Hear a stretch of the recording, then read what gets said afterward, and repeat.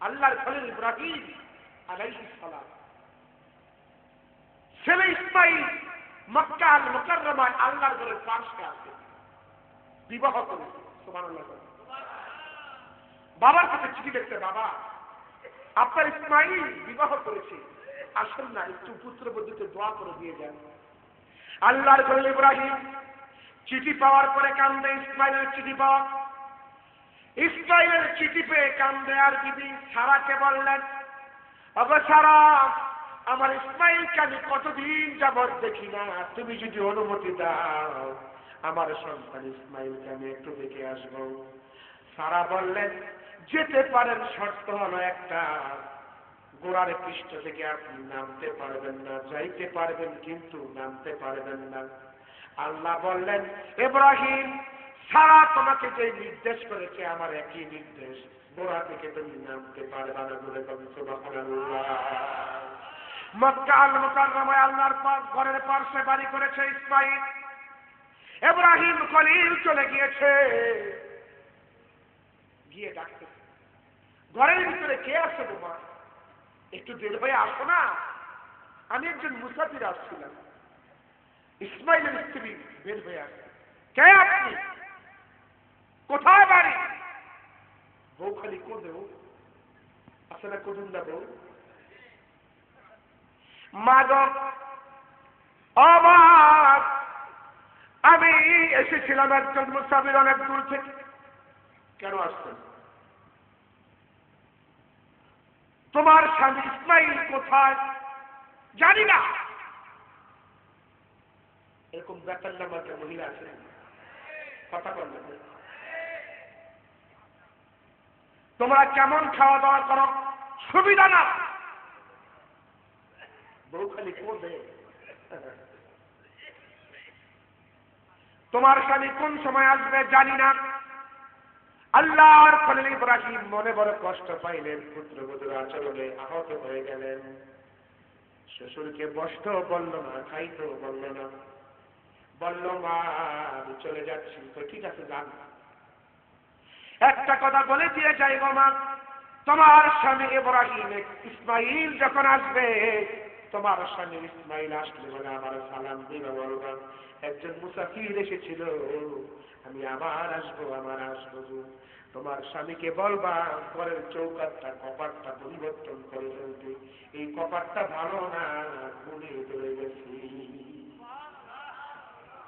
আল্লাহর খলিল ইব্রাহিম চলে গিয়েছেন। কিছুক্ষণ পরে আল্লাহর কি কুদরত, কারিশমা, ইসমাইল চলে আসছে। এসে বিবিকে বলছে, বিবি গো, বিবি শোনো, কে আসছিল বলো? জানি না, চিনি না। চিনস না? বলে না। বিবি আমি আমার মাকে আর মাকে আমার বাবা ইব্রাহিম খলিলের সুগন্ধ আমি পাইতেছি। পয়গম্বরদের শরীরে গন্ধ আছে, সুবহানাল্লাহ বলবেন না? আমার রাসূল যখন রাস্তা দিয়ে হেঁটে যাইত 40 দিন পর্যন্ত সুঘ্রাণ বাহির হইত। আমার সোনার মদিনায় আমার প্রাণের মদিনা, বলো সোনার মদিনায় আমার প্রাণের মদিনা, সব বলিব কিন্তু তোমায়, ভিতরের মাইকের আওয়াজটা বাড়াও, সব বলিব কিন্তু তোমায় বলতে পারি না, বলো সব বলিব কিন্তু তোমায়, সবাই সবাই সবাই, আমার সোনার মদিনায় আমার প্রাণের মদিনা, বলেন সোনার মদিনা, সব বলিব কিন্তু তোমায় বলতে পারি না, বলেন সব বলিব, বলিনি বলবো না বলতে পারি না, বলিনি বলবো না বলতে পারি না, সব বলিব কিন্তু তোমায় বলতে পারি না, বলেন সব বলিব কিন্তু তোমায়। ইয়াসরিব নামে ছিলে তুমি অলক্ষণের দেশ, বড়ই মারাত্মক যে ছিল তোমার পরিবেশ, ইয়াসরিব নামে ছিলে তুমি অলক্ষণের দেশ। বড়ই মারাত্মক যে ছিল তোমার পরিবেশ, নবীর ছোঁয়া লেগে তুমি সোনার মদিনা, নবীর ছোঁয়া লেগে তুমি। সব বলিব কিন্তু তোমায় বলতে পারি না নবী, সব বলিব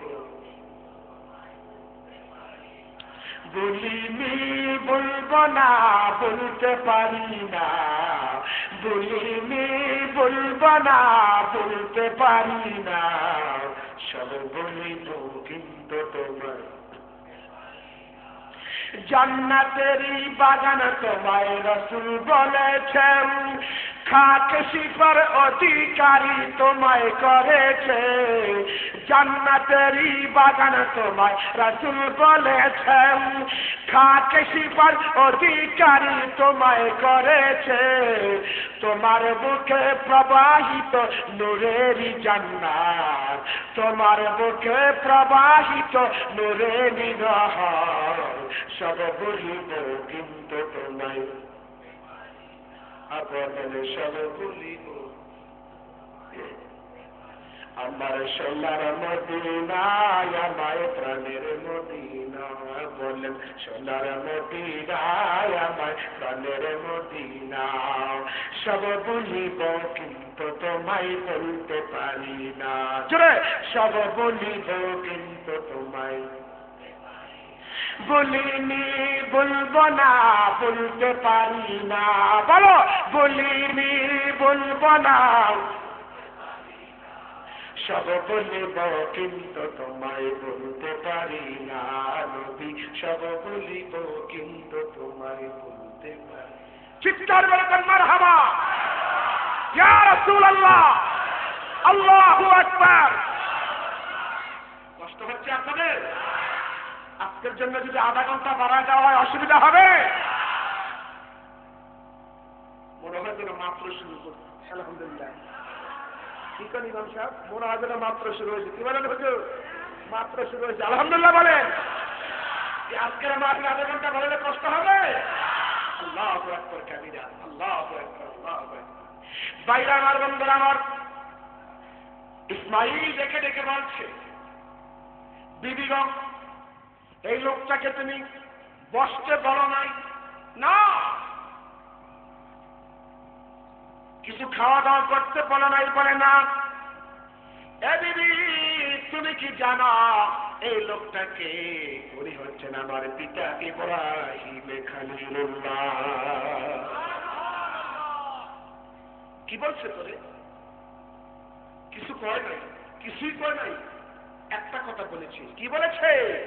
বলেছে ঘরের কপাটটা চৌকাটটা ভালো না, বদলাইতে বলছে। ইসমাঈল আর চোখে পানি রাখতে পারলেন না, ধর করে চোখের পানিগুলো ছেড়ে দিয়েছে। বিবি গো আয়, আমার বাবা তোর ব্যবহারে অসন্তুষ্ট হয়েছি, তোর চৌকাট বানাই দিয়ে গেছে, আমারে বলেছে তালাক দেওয়ার জন্য। 1 তালাক, 2 তালাক, 3 তালাক, যা বের হয়ে যা। সুবহানাল্লাহ। আবার কিছুদিন পরে ইসমাঈল চিঠি লিখছে বাবার কাছে, বাবা ইব্রাহিম, তোমার কথায় ঘরের কপাটটা বদলাইছি, চৌকাট বদলাইছি, আসো গো বাবা, এবার চৌকাটটা দেখে দাও, মনের মতো হয়েছে কিনা দেখে যাও। ইসমাঈল আল্লাহর খলিল ইসমাঈল চিঠি লেখার পরে ইব্রাহিম চিঠি পেয়ে কান্দে। বিবি সারাকে বলল, আরে সারা, তুমি পারমিশন দিলে আমি চাইবো আমার সন্তান ইসমাঈলকে আর তার আমার পুত্রবধূকে দেখে আসবো। আর সারা বললেন, চাইতে পারবেন কিন্তু গোড়া থেকে নামতে পারবেন না। আমার ভাইরা, আমার বন্ধুরা, ইব্রাহিম খলিল চলে গিয়েছে মক্কার মুকাররমা। ঘরের বাহির থেকে দেখে বলছে, মা গো, কে আছো গো মা, একটু বের হয়ে আসো, আমি একজন মুসাফির, অনেক দূর থেকে আসছি। পুত্রবধূ দৌড়াইয়া চলে আসছে। কি হে বাবা, কারে ডাকতেছেন? মা, তোমাকেই ডাকতেছি। আমাকে বলে, হ্যাঁ। আসেন বাবা, আসেন, ঘরের ভিতরে আসেন। আমার দেশের পুত্রবধূগুলা যদি এরকম হতো, এই দেশটা কি এরকম থাকতো? কি বলে থাকতো? শাশুড়ি বুড়ো হয়ে গেল, পুত্রবধূকে বলছে, মা মা গো, কি হয়েছে আমার? আমার পিঠটা একটু চুলকায় দিবি। অনেক সময় পিঠ চুলকায় না। শাশুড়ি তো গুজু হয়ে গেছে, পুত্রবধূকে হাত দিব তো দে মা। হাতের নখ দিয়া না দিয়া পায়ের নখ দিয়া চলতে গেছে। কেউ দেখে না, দেখে কে? কথা বল না, দেখে কে? হাল জাযাউল ইহসানু ইল্লাল ইহসান ফাবিআইয়ি আলা'i রাব্বিকুমা তুকাযিবান। পায়ের নখ দিয়া চুলকায় দিল। শাশুড়ি তো মরে গেছে, কেউ দেখেন নাই, দেখেছেন আল্লাহ। এই পুত্রবধূ যখন আবার শাশুড়ি হইয়া গুজা হয়ে গেছে, তার পুত্রবধূকে বললেন, মা গো, পিঠটা একটু চুলকাই দিবি গো মা, পিঠটা বড় খাওয়াই গেছে, একটু চুলকাই দিবি। পুত্রবধূ হাতের নখ দিয়া চুলকাইতে চায়, কিন্তু হাতটা অবশ হয়ে যায়। লাফায় লাফা পাটা শাশুড়ির পিঠের উপরে উঠে যায়। 10-5 মিনিট হয়ে গেছে, পারেন না। এরপরে শাশুড়ি বলছে, মা গো, পরে বললাম আমার পিঠটা চুলকায় দে। পুত্রবধূ কান্দে, আম্মা, ওগো আম্মা, আমি হাত দিয়া চুলকাইতে চাই, আমার হাতটা যেন অবশ হয়ে যায়। লাফায় লাফায় কেন যেন আমার পাওটা আপনার পিঠের উপরে উঠে যায়। শাশুড়ি আর চোখে পানি রাখতে পারলেন না, দাদা করে চোখের পানিগুলো ছেড়ে দিয়েছে। মা গো, ও মা, হাত দিয়া না গো মা, পাও দিয়া চুলকাও। আমিও আমার শাশুড়িকে পা দিয়া চুলকাই দিয়েছিলাম। ও আমার মায়েরা, আজকের মাহফিলে যেই সমস্ত পুত্রবধূরা এসেছে, অনুরোধ করে বলে যায়, শাশুড়ির বলে কষ্ট দিবেন না। আর শাশুড়ি যারা আছেন, তারা নিজের মেয়ের হাজারো অপরাধ ক্ষমা করে দিতে পারে, পুত্রবধূর একটা অপরাধ ক্ষমা করতে পারে না। এরকম শাশুড়ি আছে কিনা বলেন? আছে কিনা বলেন? এটাও আপনার পরিহার করতে হবে। ইব্রাহিম খলিল বলছে, মা গো, মা, তোমরা কেমন খাওয়া দাওয়া করো? আলহামদুলিল্লাহ, অনেক ভালো। তুমি ইসমাঈলের স্ত্রী? বলছে, হ্যাঁ বাবা। মা গো, তোমার স্বামী ইসমাঈল কোথায় গিয়েছে? বাবা জঙ্গলায় গিয়েছে শিকার করার জন্য। কোন সময় আসবেন? এই তো আসবেন। আসেন বাবা, বসেন। না গো মা, আমি বসতে পারবো না। বাবা ঘোড়ার থেকে নামেন না, বসতে পারবো না। ইব্রাহিম খলিল বললেন, মা, আমি তোমার ব্যবহারে বড় সন্তুষ্ট হয়েছি গো মা, খুব খুশি হয়েছি। তুমি তোমার স্বামীকে নিয়ে শান্তি দাবা করবে, দোয়া করি। এ কথা বলে চলে যায়। ইসমাঈলের স্ত্রী পেছনে পেছনে যায়। তুমি কেমন নিষ্ঠুর মানুষ গো, আমার পরিচয়টুকুন তুমি নিলা, তোমার নিজের পরিচয়টুকুন আমার দিলা না। কে তুমি বলো? তোমার পরিচয় ছাড়া যেতে দিব না গো বাবা। ইব্রাহিম বলছে, মা, শুনতে যখন চেয়েছ, ও মা শোনো, আমি হলাম ইব্রাহিম, ইসমাঈলের বাবা, ইব্রাহিম খলিলুল্লাহ। পুত্রবধূ আর দেরি করলেন না, দৌড়িয়ে চলে গেছে। শ্বশুরের 2 পায়ের মধ্যে শক্ত করে ধরেছে, আদরের সঙ্গে 2 পায়ে ধরে বলে, বাবা, আপনি আমার বাবা লাগেন, আমি আপনাকে যেতে দিব না বাবা। ও বাবা, ঘোড়া থেকে নামেন না গো মা, আমি নামতে পারবো না। কেন? ও মা, নিষেধাজ্ঞা, আমি নামতে পারবো না। বাবা গো, ও বাবা, আমি তোমার 2টা পায়ে ধরলাম, তোমাকে আমি যেতে দিব না। তোমার সন্তান ইসমাঈল আমার স্বামী, ইসমাঈলের জবান থেকে কত তোমার প্রশংসা শুনেছি গো বাবা, আমি তোমার যেতে দিব না। নামো, ঘোড়ার থেকে নামো। ইব্রাহিম খলিল বলছেন, মা, আমি নামতে পারবো না। এবার পুত্রবধূ বলে, বাবা, যদি নাই নামো, একটা পাথর দেব, তোমার 2টা পা পাথরের মধ্যে রাখবা, আমি আর জমজমের পানি দিবা, তোমার 2টা পা ধৌত করে দিব, মাথার কেশরাজি দিয়া তোমার পা মুছে দিব। ও বাবা, এতটুকু দাবি তোমার কাছে?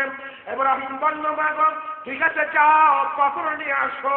পাথর যখন আনা হলো, আল্লাহর খলিল ইব্রাহিম আলাইহিস সালাম পাথরের মধ্যে দুইটা পা রাখলেন, আর তার পুত্রবধূ আয়েশা নবীর পানি দিয়া পাও দুটা মুক্ত করে দিয়া মাথার কাছে দিয়া শ্বশুর আব্বার পা মুছে দিলেন।